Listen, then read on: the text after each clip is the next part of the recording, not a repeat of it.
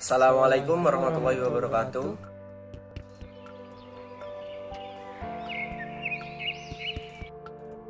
Nama saya Hadian Nisa, NIM 118230079. Nama saya Fadila Nafis, NIM saya 118230023. Nama saya Bay Maulana, NIM 118230007. Nama saya Rinaldi Kriston Silitonga, NIM 118230089. Perkenalkan, nama saya Sofia Desberginting, NIM 118230041. Dalam presentasi kali ini, materi akan dibagi menjadi 4 bagian. Yang pertama, pengertian konsolidasi tanah. Yang kedua, hambatan-hambatan yang terjadi pada saat pelaksanaan konsolidasi tanah. Yang ketiga, manfaat dari konsolidasi tanah. Dan yang keempat, kesimpulan dari presentasi kali ini. Pengertian dari konsolidasi tanah. Menurut peraturan KABPN nomor 4 tahun 1991, konsolidasi tanah adalah kebijakan pertanahan mengenai penataan kembali penguasaan dan penggunaan tanah serta usaha pengadaan tanah untuk kepentingan pembangunan untuk meningkatkan kualitas lingkungan dan pemeliharaan sumber daya alam dengan melibatkan partisipasi aktif masyarakat. Dalam operasionalnya, konsolidasi tanah merupakan permodelan pengolahan pertanahan yang mengatur semua bentuk lahan yang awalnya tidak teratur dalam bentuk letak, penghapusan atau pengubahan, serta disempurnakan dengan adanya pembangunan fasilitas umum seperti jalan, saluran air, ruang terbuka hijau, dan hal lainnya, sehingga menghasilkan pola penguasaan dan rencana penggunaan atau penyelenggaraan pemanfaatan tanah yang lebih baik dengan melibatkan partisipasi aktif masyarakat. Konsolidasi tanah dibedakan menjadi dua berdasarkan jenisnya, yaitu horizontal dan vertikal. Seperti halnya dari namanya, konsolidasi tanah horizontal adalah penataan ruang suatu daerah, tempat, ataupun objek yang memanfaatkan lahan secara horizontal. Sedangkan konsolidasi tanah vertikal yaitu penataan ruang suatu daerah, tempat, ataupun objek yang memanfaatkan lahan secara vertikal. Jadi di sini saya akan menjelaskan tentang hambatan apa saja yang biasanya terjadi di konsolidasi tanah. Nah, hambatan konsolidasi tanah itu terbagi menjadi 3. Yang pertama ada pemilik tanah, yang kedua ada pemerintah daerah, dan ketiga ada teknis. Yang pertama, secara pemilik tanah ya. Hambatan yang bisa terjadi itu adalah sulitnya mengumpulkan peserta dalam satu waktu, yaitu ketika saat pendaftaran dan akan di briefing tentang konsolidasi tanah, sangat sulit untuk mengumpulkan masyarakat yang ada di sekitar sana. Yang kedua, ada kurang pemahaman masyarakat terhadap konsolidasi tanah, sehingga mungkin mereka kurang mengerti apa itu konsolidasi tanah. Yang ketiga, ada tidak maunya menyumbangkan tanahnya untuk STUP. Mungkin menurut mereka karena di konsolidasi tanah itu akan mengibahkan beratnya mengibahkan tanah mereka secara gratis. Lalu yang kedua, pemerintah daerah. Nah, hambatan yang bisa terjadi itu yaitu SK-nya terlambat ditandatangani oleh pemerintah daerah. Ini mungkin adanya kesalahan teknis dari si pemerintah daerah ya. Yang kedua, ada kurang koordinasi SKPD atau PU, Bapeda, dan lain-lain. Jadi bisa jadi terjadinya miskom dari kayak PU, Bapeda, atau badan-badan yang membantu dalam konsolidasi tanah.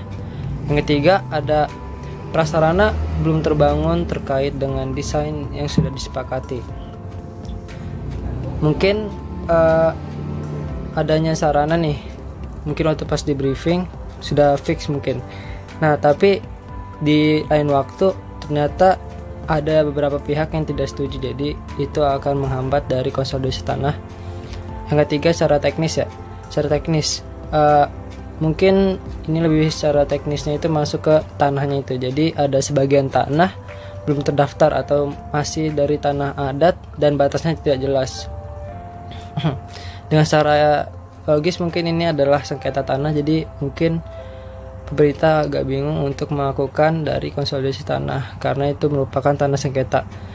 Selanjutnya ada penguasaan tanah tidak sesuai dengan surat tanah. Mungkin ini di surat tanah dikoordinasi gini dan luasan seperti ini, dan ketika di lapangan itu ternyata beda. Itu akan menjadi kesalahan teknis yang ada di konsolidasi tanah. Makasih. Di sini saya akan menyampaikan terkait dengan materi manfaat konsolidasi tanah. Jadi konsolidasi tanah terdapat beberapa manfaat, yang diantaranya yang pertama yaitu pemanfaatan tanah yang maksimal dan efisien. Jadi yang dimaksud dari pemanfaatan tanah yang maksimal dan efisien di sini ialah yang tadinya tanah itu belum tertata atau masih belum jelas kejelasannya, itu akan ditata kembali dengan adanya fasilitas konsolidasi tanah ini. Lalu yang kedua ada meningkatkannya kualitas suatu objek atau daerah. Dengan dilaksanakannya konsolidasi tanah, suatu daerah harapannya nanti akan meningkat itu suatu kualitasnya atau kualitasnya dari suatu daerah tersebut. Lalu yang selanjutnya ialah produktivitas tanah yang tertib dan teratur.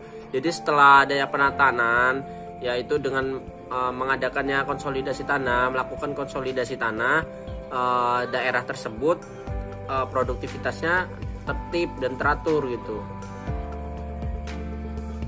Sekian dan terima kasih. Di sini, setelah beberapa pemaparan yang telah dilakukan teman saya seperti isu, pengertian, dan manfaat-manfaat yang tentang konsolidasi tanah yang telah dilakukan, di sini saya akan menjelaskan kesimpulan di mana sebenarnya konsolidasi tanah ada di Indonesia sebagai bentuk penataan suatu wilayah untuk memaksimalkan hubungan antara kepadatan penduduk dan wilayah yang tersedia. Jadi, konsolidasi tanah ini ada untuk memaksimalkan secara sistematis maupun estetik suatu wilayah agar dapat menampung jumlah penduduk dengan tidak menghilangkan nilai-nilai kegunaan wilayah dan nilai-nilai kepentingan seperti pembangunan dan proyek untuk masa mendatang. Terima kasih. Di sini saya akan menjelaskan mind mapping kelompok 6RA yang berjudul konsolidasi tanah. Konsolidasi tanah adalah kebijaksanaan pertanahan mengenai penataan kembali dan penggunaan tanah, serta usaha pengadaan tanah untuk kepentingan pembangunan dan meningkatkan kualitas lingkungan. Tujuan konsolidasi tanah ini yaitu satu, meningkatkan daya guna tanah, kedua, pembinaan masyarakat kota dalam pembangunan kota, tiga, penguasaan dan penggunaan tanah secara tertib dan teratur. Proses konsolidasi tanah ini yaitu satu, tahap pelaksanaan, kedua, metode.